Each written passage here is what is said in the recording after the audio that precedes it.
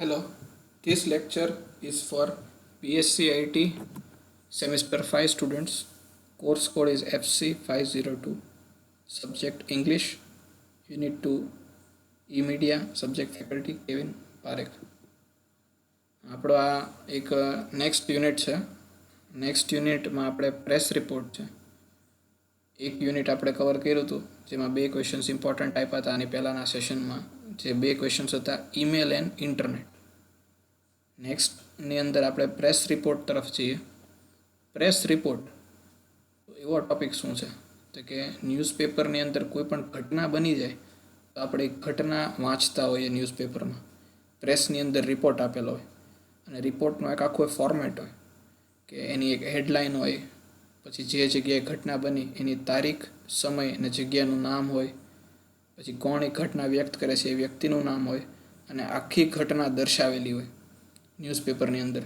મેગેઝિનની અંદર પણ અલગ રીતે હોય છે કે કોઈ પણ ઘટના બનાવ સેલિબ્રિટી હોય તો એનું ડિસ્ક્રિપ્શન આપેલું હોય તો બહુ વ્યવસ્થિત રીતમાં એક ફોટોગ્રાફ આપેલા હોય.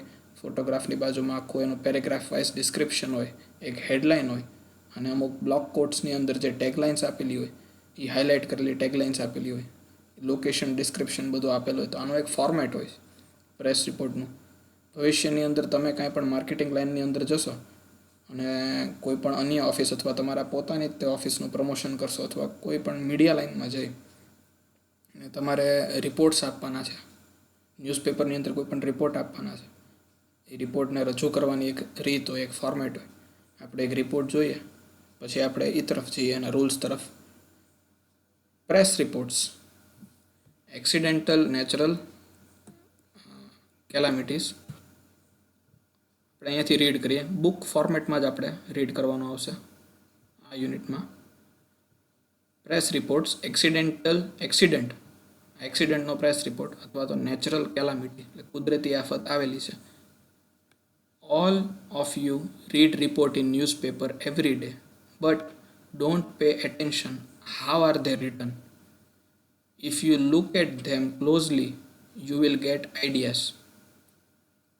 Report writing is a skill that requires language and observation, logic and order, creativity and understanding of reality. રિપોર્ટની અંદર આ બધી જ સ્કિલ જોવે. એક સારી લેંગ્વેજ, સારી વોકેબ્લરી જોવે, ઓબ્ઝર્વેશન પાવર જોવે, લોજિક જોવે, લોજિકની આરે ક્રમ, ઓર્ડર જોવે, લખવાની રીત, રજૂઆત, ક્રિએટિવિટી જોવે અને રિયાલિટીની અન્ડરસ્ટેન્ડિંગ પણ જોવે. તો રિપોર્ટ રાઇટિંગ આટલી બધી સ્કિલનો જ્યારે સમન્વય થાય, બધા ભેગા થાય ત્યારે રિપોર્ટ રાઇટ કરી શકાય, લખી શકાય. નાવડે report writing is required in most of workplaces, so better it is learned. ઘણી બધી જગ્યાએ, ઇવન ઇન અવર કોલેજ, આપણી કોલેજમાં પણ આપણે દરેક એક્ટિવિટીનો રિપોર્ટ લખતા હોઈએ છીએ. દરેક એક્ટિવિટી વિશે આપણે ક્યારે એક્ટિવિટી થઈ હતી, કયા સમયે થઈ હતી એક્ટિવિટીમાં બહારના ગેસ્ટ કોણ હતા, એક એક્ટિવિટી દરમિયાન શું થયું, ક્યાં અગત્યના પોઈન્ટ્સ એ એક્ટિવિટીમાં શેર થયા. ફોર એક્ઝામ્પલ આઈટી ક્લબ, તો આપણે એ આખી એક્ટિવિટીનું એક ડિસ્ક્રિપ્શન હોય છે. અને એવી જ રીતની અન્ય કોઈ પણ એક્ટિવિટી હોય તો એમાં કયા મેમ્બર્સ ઇન્વોલ્વ હોય છે, કેટલા સ્ટુડન્ટ્સ હોય છે, આપણે દરેક બાબતની વિગત એક્ટિવિટીની રાખતા હોઈએ છીએ, નોંધતા હોઈએ છીએ અને એક્ટિવિટીનો રિપોર્ટ તૈયાર કરતા હોઈએ છીએ. તો report writing is an important skill for any place you go. દરેક જગ્યાએ, ઇવન ઇન પ્રોજેક્ટમાં પણ તમે શું કામ કર્યું છે એનું એક રિપોર્ટ રાઇટિંગ તમારે કરવાનું હોય છે. અને દરેક જગ્યાએ રિપોર્ટ રાઇટિંગ અત્યારે એક ઇમ્પોર્ટન્ટ સ્કિલ છે કે તમને લખતા આવડવું જોઈએ જે તમે ક્રિયા કરતા હો છો. આપણે નેક્સ્ટ આગળ વધીએ.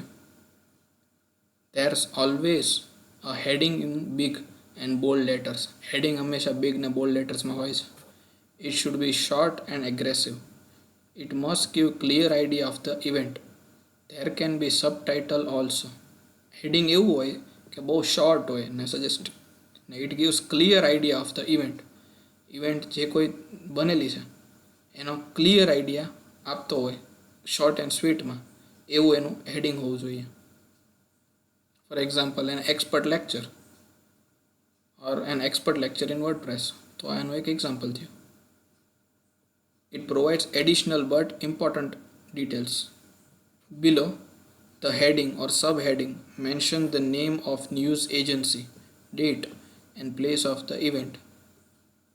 આ બધી વિગતો હોય છે જે સબ હેડિંગમાં આવતી હોય છે. Mention the name of news agency, date and place of the event. Place બહુ ઇમ્પોર્ટન્ટ હોય છે, જે ઇવેન્ટમાં જે જગ્યાએ થઈ હોય છે, સાથે ડેટ એન્ડ ટાઈમ અને જે એજન્સીનું નામ. Each newspaper has a policy and so they mention them according to their design. The first paragraph should give overall information of an event. By reading it, one must come to know the basic things related to it. This paragraph may be written in one line or in a few more lines, કે જેમાં આખા પ્રસંગની overall information આપેલી હોય. જે તે જગ્યાએ ઘટના ઘટેલી હોય, એક્સિડન્ટ થયું હોય તો એ જગ્યાનું નામ, એક્સિડન્ટની વારદાત, કેટલા લોકો એમાં હતા, કયા બે વ્હીકલ વચ્ચે એક્સિડન્ટ થયું હતું, કયા રોડ ઉપર થયું હતું, કયા સમયે થયું હતું, એમાં ઈજા કોને થઈ, પછી શું થયું. એટલે આ બધી ડિસ્ક્રિપ્શન એમાં હોય છે. નેક્સ્ટ આપણે જોઈએ, the details mentioned in the first paragraph should be elaborated in the next paragraph.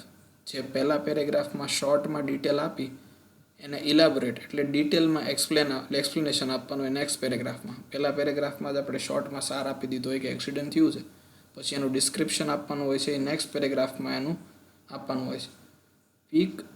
Pick up one thing and write a few lines about it and carry on like that. કોઈ એક વસ્તુને તમે લઈ લો અને પછી એના વિશે અમુક લાઇન્સ તમે લખો. Right in a such a way that things have taken place before your eyes. તમારે એ જ રીતે રજૂઆત કરવાની હોય કે તમારા આંખની સામે તે પ્રસંગ એ બનાવ બન્યો હોય. This will give an advance view to look at the things. એ વસ્તુને જોવા માટેની એક એડવાન્સ વ્યૂ આપશે કે નાનામાં નાની ઝીણામાં ઝીણી ડિટેલ પણ તમારે આપવાની હોય. એ ઝીણી ઝીણી ડિટેલ આપો એટલે એવું લાગે કે જાણે તમારા આંખની સામે તે બનાવ બન્યો છે અને વ્યૂઅરને વધારે ઇન્ટરેસ્ટ એમાં ડેવલપ થાય. You know everything and writing will become easy. The reporters are objective. Objective એટલે પોઈન્ટ ટુ પોઈન્ટ. બહારની જે ઘટનાઓ બનેલી હોય કે એ વ્યક્તિ કોણ હતા, એ વ્યક્તિ આ તે જગ્યાએ હતા, પોસ્ટ ઉપર હતા, આવા ટાઈમે આ જગ્યાએથી આ જગ્યા તરફ જતા હતા, આ બની ગયું, બધા ઓબ્જેક્ટિવ પોઈન્ટ્સ રાખતા હોય. They don't put their feelings. Emotional feelings એ લોકો એમાં ઇન્વોલ્વ ન કરતા હોય કે આવું થઈ ગયું, આમ બની ગયું, તરત હોસ્પિટલમાં તરત એમ્બ્યુલન્સ પણ નહોતી આવી, ઈજામાં પછી આ થયું તે થયું. શું નહોતું થઈ શકતું એની રજૂઆત ન કરતા હોય, પણ શું થયું છે, શું બન્યું છે અને શું બને છે એને કહેવાય ઓબ્જેક્ટિવ. અને ઓબ્જેક્ટિવ વાત જ કરતા હોય, પોતાની ફિલિંગ્સ એમાં ઇન્વોલ્વ ન કરતા હોય. એટલે એમ કહેવાય કે the reporters are objective and so there are words and phrases suitable to that. એટલે આ વસ્તુ માટે ફિલિંગ્સના વર્ડ્સની પણ ઓબ્જેક્ટિવ વર્ડ્સનો ઉપયોગ કરવો જરૂરી છે. અને phrases suitable to that, neutrality, neutral view હોય છે. Sometimes information provided may be unofficial, sometimes may be official, but authority doesn't want to be involve. Authority આમાં ઇન્વોલ્વ થતી હોતી નથી, કારણ કે ઘણીવાર ઇન્ફોર્મેશન ઓફિશિયલ ને અનઓફિશિયલ બંને હોય. In such cases they use phrases like according to the sources. એટલે વચ્ચેનો રસ્તો એવો કાઢે કે રજૂઆત જ એ રીતે કરે કે અકોર્ડિંગ ટુ ધ આ સોર્સિસ આવું બન્યું. ભલે એ જ ન્યૂઝ એજન્સી હોય પણ અકોર્ડિંગ ટુ ધ સોર્સિસ કરે એટલે કોઈ ક્લેમ ન મૂકી શકે કે તમારો ન્યૂઝ હતો. એન ઓફિશિયલ સેડ, પણ એનું કોઈ નામ ન હોય એટલે એન ઓફિશિયલ સેડ પછી ઇન્ફોર્મેશન શરૂ થાય. તો ઇન્ફોર્મેશન રિસીવ્ડ રિવીલ્સ. જે ઇન્ફોર્મેશન અમને મળી છે અમે રિવીલ કરીએ છીએ એટલે વચ્ચે આવી જાય, એ સેન્ટરમાં આવી જાય. આ સાઈડથી ઇન્ફોર્મેશન આવી છે, આ બાજુથી તમને આપે છે, એ લોકો વચ્ચે આવી જાય. આ બાજુ કોણ વ્યક્તિ હતા જે ઇન્ફોર્મેશન આપે છે એનું નામ બહાર ન આવે. એટલે એ નામ બહાર ન આવે એના માટેના જે વચ્ચેના શબ્દો હોય એ હોય છે according to the sources, an official said અથવા the information received reveals. Such thing are put in inverted commas. Inverted કોમાની અંદર જે એ વસ્તુ હોય એને રજૂઆત કરેલી હોય. The reports also use other phrases like when the last person came in, it is expected that. Our reporter informs. The bureau report adds. આ બધી ટાઈપની લાઈન એમાં હોય. ઇટ ઇઝ એક્સપેક્ટેડ દેટ, કે આવું અમે એક્સપેક્ટ કરીએ છીએ, અમારો રિપોર્ટર આવું ઇન્ફોર્મ કરે છે. તો બ્યુરો રિપોર્ટ એટલે બ્યુરોવાળાના રિપોર્ટમાં આવું એડ થયેલું છે. They are cliche words. It means jargons. They are words related to terminology of journalism. જર્નલિઝમની અંદર આ બધી ટર્મિનોલોજીસ એડ થઈ હોય કે જેનાથી કોઈની રિસ્પોન્સિબિલિટી ન આવે. If you closely read reports every day, automatically you understand such things. Automatic તમે જો રોજ રિપોર્ટ વાંચો તો તમને ખબર પડી જાય કે કેવી રીતના ન્યુટ્રલ વર્ડ્સ યુઝ થયા હોય કે જેની ઉપર રિપોર્ટ લખવાવાળા ઉપર કોઈ ક્લેમ ન આવે, ઇન્ફોર્મેશનના સોર્સ ઉપર કોઈ ક્લેમ ન આવે. The reports are arranged in a typical way. There are columns and rows. A reporter hasn't to think about it.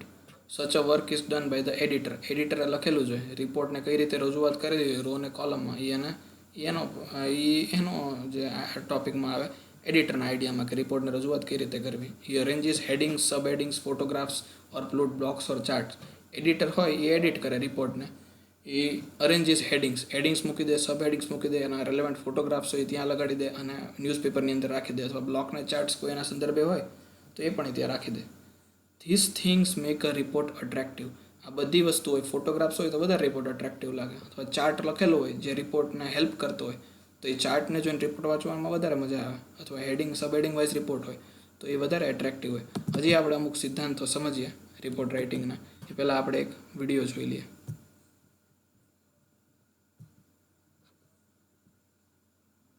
Hi guys, welcome to be banker. स्वागत है आपका आज की क्लास में. जैसे ही मैंने last time report writing magazine वाली डाली थी तो बहुत सारे कमेंट्स आ रहे थे कि मैम न्यूज़पेपर वाली भी बना दो. न्यूज़पेपर के लिए आप न्यूज़पेपर के लिए रिपोर्ट लिखते हैं तो બે ટાઈપના રિપોર્ટ આવે, એક છે રિપોર્ટ ફોર ન્યૂઝપેપર અને બીજા છે રિપોર્ટ ફોર मैगजीन. मैगजीन के लिए जिसमें रिपोर्ट लिखते हैं वो वाले वीडियो पहले आ चुकी है, लिंक डिस्क्रिप्शन बॉक्स में है, देख लीजिए. और न्यूज़पेपर वाली जो है उसको हम लोग आज डिस्कस करेंगे. कुछ ऐसे टिप्स एंड ट्रिक्स बताऊंगी, पहले ये जान लेते हैं. रिपोर्ट राइटिंग में एकदम फुल मार्क्स लाओगे, ठीक है. तो रिपोर्ट राइटिंग क्या होती है पहले ये जान लेते हैं. रिपोर्ट राइटिंग जो है वो फैक्चुअल डिस्क्रिप्शन होता है, यानी कि कोई एक फैक्ट हो चुका है जिसके बारे में कोई घटना हो चुकी है जिसके बारे में हम बता रहे हैं. और दूसरा है कि हमेशा पास्ट टेंस में लिखते हैं, क्योंकि जो चीज हो चुकी है हम लोग उसके बारे में बात करते हैं, तो इसी वजह से हमेशा रिपोर्ट्स जो है वो पास्ट टेंस में ही लिखी जाती हैं. तो most of the words ED वाले आपको उसमें दिखेंगे, मतलब जो वर्ड्स एंड होते हैं ईडी से, वॉज वगैरह लगता है, वो सारे वर्ड्स हम इसमें इस्तेमाल करेंगे. तो चलिए देख लेते हैं मार्किंग स्कीम क्या होती है. मार्किंग स्कीम होती है 10 नंबर की. हेडर, हेडिंग और रिपोर्टर. આપણે રિપોર્ટ રાઇટિંગ આવશે એ 10 માર્કમાં જનરલી પૂછાશે કે તમારે એ 10 માર્કની અંદરનો પ્રશ્ન આવે તો 2 ટાઈપ રિપોર્ટ આપેલો હોય લખવાનો હોય, અથવા 5 માર્કની અંદર 2 રિપોર્ટ આવે તો એ લખવાનો હોય. આ વખતે જોઈએ પેપર સ્કીમ શું હોય. લાસ્ટ ટાઈમ પેપર સ્કીમ શું હોઈ શકે. લાસ્ટ ટાઈમમાં માર્કિંગ સ્કીમ એવી હતી કે 10 માર્કનો એક ક્વેશ્ચન હોય જેમાં તમારે 2 રિપોર્ટ લખવાના હોય, અથવા 5 માર્કના એવા 2 પ્રશ્ન હોય જેમાં તમારે એક રિપોર્ટ લખવાનો હોય. इसका नाम तो हेडिंग, क्या हेडिंग दीजिए, जो रिपोर्टर का नाम है वो इतना अच्छा कंटेंट लिखा है, इंफॉर्मेशन देना है, और को नीचे कंक्लूड उसकी हेडिंग हो गई. बायलाइन यानी कि आपका नाम या जो भी नाम उसमें दिया हुआ है वो नाम, जो लिख रहा है उसको वो नाम. ओपनिंग पैराग्राफ होना चाहिए और बाकी फुल रिपोर्ट होना चाहिए. तो ओपनिंग पैराग्राफ आपकी काफी अच्छी होनी चाहिए. कुछ एक सेट ऑफ फॉर्मेट होते हैं ओपनिंग पैराग्राफ के, वो मैं आपको बता दूंगी. तो ओपनिंग हमेशा वैसे ही किया कीजिएगा. उसके बाद बाकी की रिपोर्ट लिख करके फाइनल में होता है कंक्लूजन, यानी कि मतलब अगर देखिएगा कंक्लूजन हर रिपोर्ट में हो ये जरूरी नहीं है. अब मान के चलिए कि एक्सीडेंट हुआ है रोड पे, तो इसका कंक्लूजन क्या निकालोगे आप लोग. ठीक है, उसका कंक्लूजन आप ये निकाल सकते हो कि हमें सेफ ड्राइव करना चाहिए, सीट बेल्ट पहन के ड्राइव करना चाहिए, इस तरीके की चीजें निकाल सकते हो. बट रिपोर्ट वो तो फिर एक एसे जैसा हो जाएगा. रिपोर्ट में उतनी स्कोप नहीं होता उतना लिखने का, ठीक है. आपको कम शब्दों में लिखना होता है, बहुत अच्छा लिखना होता है. चलिए बढ़ते हैं आगे.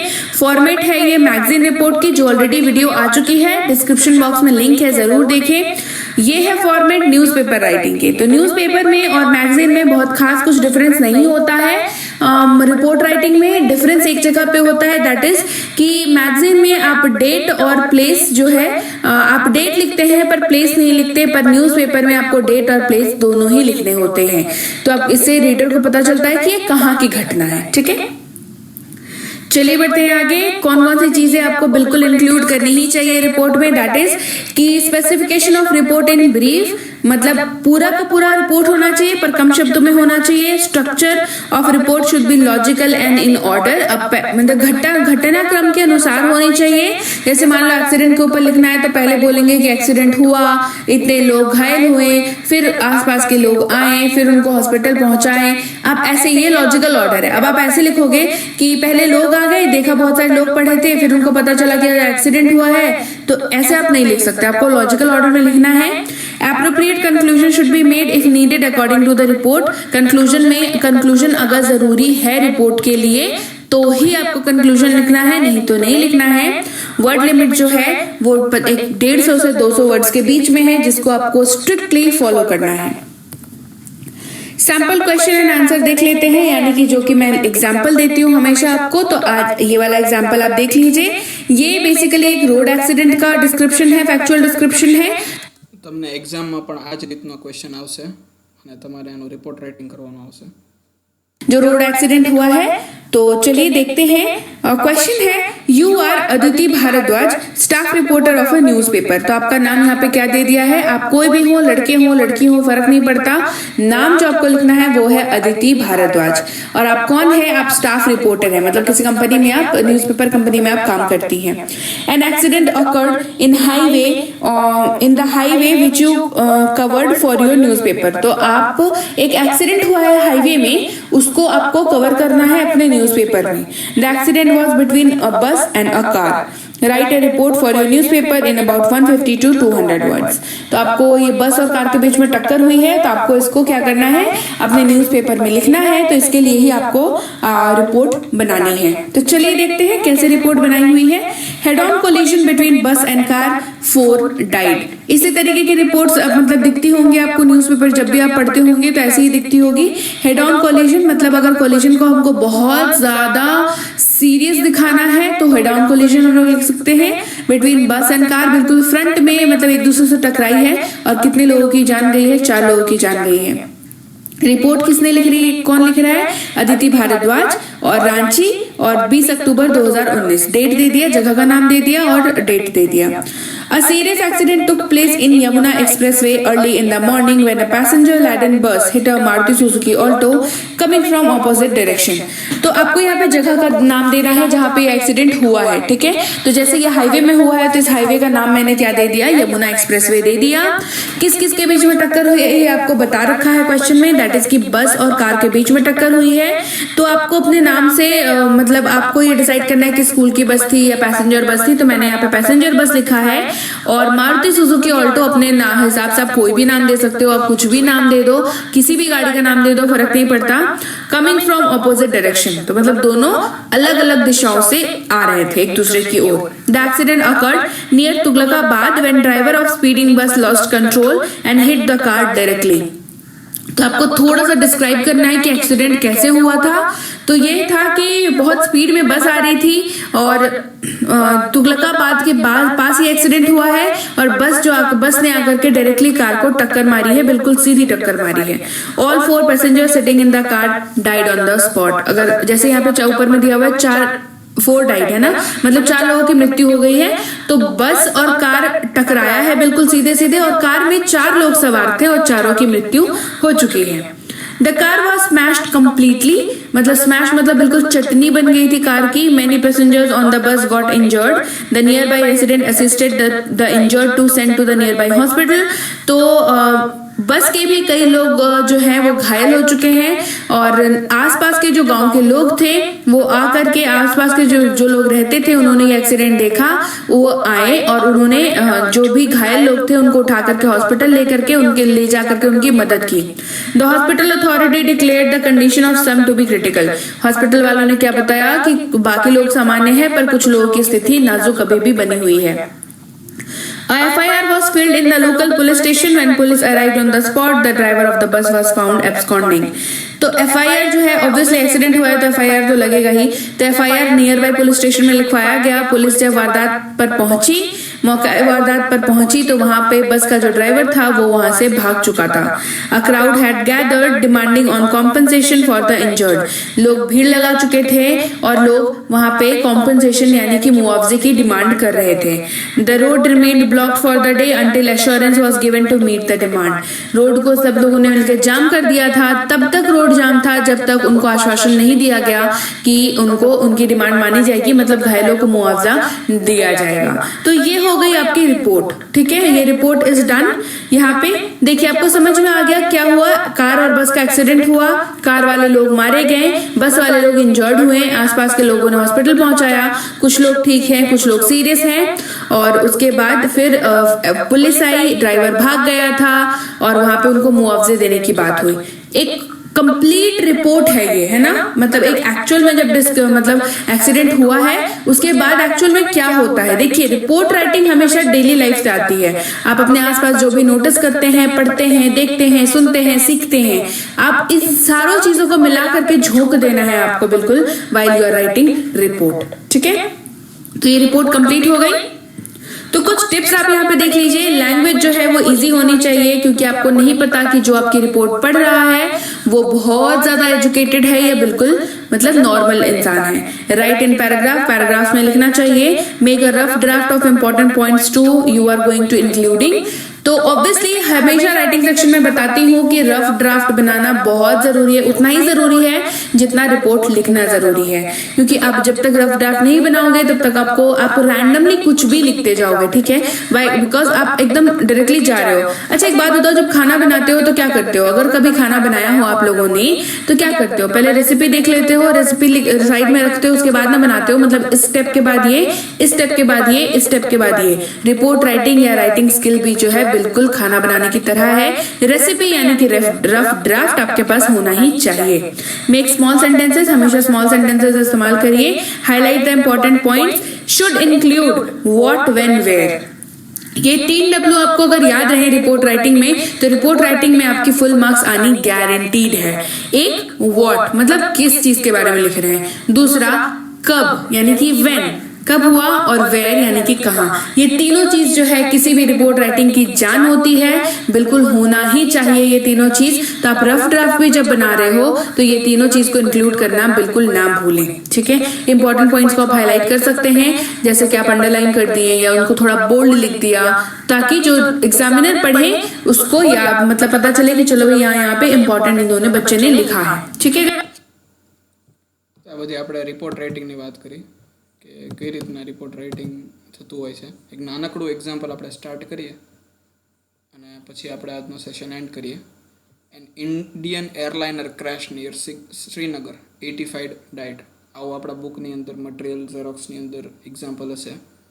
એન ઇન્ડિયન એરલાઇનર એટલે aeroplane crash near Srinagar. Srinagar આગળ એક પ્લેન ક્રેશ થયું છે જેમાં 85 લોકો 85 પીપલ આર ડાઇડ, 85 લોકોનું દેહાંત થયું છે. કઈ રીતે લખવું એને ડિસ્ક્રાઇબ કરવું. PTI 7th May Srinagar. As many as 85 feared killed when an Indian airliner going to Jammu crashed down yesterday, even including 7 crew members. There are no survivors. એટલે paragraph હંમેશા શોર્ટમાં જ હોય કે શું બનેલું છે, તો કે એક પ્લેન છે જેમાં 85 લોકો હતા, એ ક્રેશ થઈને દેર ડાઇડ. એ પ્લેન જમ્મુ તરફ જતું હતું. Going to Jammu, crash down yesterday એટલે ગઈકાલે આ બનાવ બન્યો છે. પ્લેન જમ્મુ તરફ જતું હતું, જેમાં પ્લેનની અંદર 85 કસ્ટમર સિવાય 7 ક્રૂ મેમ્બર્સ પણ હતા અને કોઈ પણ મેમ્બર સર્વાઈવ કરી શક્યું નથી. રિપોર્ટની અંદર આપણે જોયું કે પ્લેસ ને ડેટ આપવું જરૂરી છે. બીજા ઘણા બધા પોઈન્ટ્સ રિપોર્ટની અંદર જરૂરી છે, એ આપણે હમણાં કવર કર્યા કે કેવી રીતે એક રિપોર્ટ લખી શકાય. એમાં કેટલા એપ્રોક્સિમેટલી 4 થી 5 પેરેગ્રાફ હોય અને પેરેગ્રાફની અંદર જેમ પેરેગ્રાફ આગળ વધતા જાય એનું ડિસ્ક્રિપ્શન વધતું જાય, વધારે ડિટેલિંગ એડ થતું જાય. નેક્સ્ટ, ઓલ 85 બોર્ડેડ પેસેન્જર્સ એટલે જેટલા passengers that were boarded in the aeroplane, 85 passenger are killed in the air crash near Srinagar. The Indian airline plane C-268 was going to Jammu in the evening. એ plane કઈ જગ્યાએ જતું હતું? Was going to the Jammu in the evening. વિગતે આપેલી છે કે plane ક્યુ હતું. ન્યૂઝપેપરની અંદર ડિસ્ક્રિપ્શન આપેલું છે કે પ્લેન ક્યુ હતું જેનું ગઈકાલે ક્રેશ થયું. The aircraft head left Srinagar at 5:30 in the evening. It was to land at Jammu as its scheduled time after 45 minutes later. 5:30 વાગે એ પ્લેન શ્રીનગરથી સ્ટાર્ટ થયું હતું એની જર્ની, એ નીકળ્યું હતું અને 45 મિનિટ પછી જમ્મુ પહોંચવાનું હતું. The Jammu Airport Authority informed us we had good communication and within a short time the plane was to arrive. Jammu airport authority એવું કહે છે કે અમારે શ્રીનગરથી જે પ્લેન આવ્યું હતું એનું અમારી સાથે સારું કોમ્યુનિકેશન હતું અને ટૂંક સમયમાં હજી પહોંચવાનું જ હતું, but then we lost communication. અચાનક જ અમારું કોમ્યુનિકેશન છૂટી ગયું. Soon we got heard it crashing down. તરત અમને એવું સંભળાવવા માંડ્યું કે પ્લેન ક્રેશ થઈ રહ્યું છે. A resident told our reporter that he was. Resident એટલે પ્લેન જ્યારે ક્રેશ થતું હોય અને ત્યાં નીચે વ્યક્તિ હોય તો જે વ્યક્તિની આંખની સામે જોવે છે, જે એના રેસિડન્સ ઉપરથી, એને કોલ કર્યો જમ્મુ ઓથોરિટીને કે એ શું જોવે છે, એની સામે પ્લેન ક્રેશ થતું જોવે છે. Resident shock to see flames and fire balls in the sky. એને એના ઘરેથી જોયું ફ્લેમ્સ એટલે ધુમાડા, આગના ધુમાડા થતા હતા અને ફાયર બોલ જેવું લાગતું હતું સ્કાયની અંદર, કે સ્કાયની અંદર કંઈક સળગતું છે એવું એને દેખાણું. ઈ હર્ડ અ હેવી ક્રેશિંગ સાઉન્ડ. એને બહુ જ જોરદાર ભારે ક્રેશિંગ ભટકાવાનો સાઉન્ડ સાંભળ્યો. The dark sky was lit up with fire. રાતનું સાંજ પડી ગઈ હતી ને એનું અંધારા જેવું હતું અને એમાં ફાયર થયું ખૂબ જ જબરદસ્ત. There were 23 woman and 12 children among the dead. જે મરી ગયા લોકો એમાં 23 લેડીઝ હતા, લેડીઝ મેમ્બર હતા અને 12 બાળકો હતા. Most of them were tourist who had come to Srinagar. મોટાભાગના ટુરિસ્ટ હતા, શ્રીનગર જોવા આવેલા હતા અને they were going to Jammu for site seeing.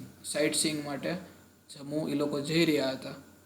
Unfortunately the plane crashed and all are feared killed. Feared એટલે ડરીને મરી ગયા.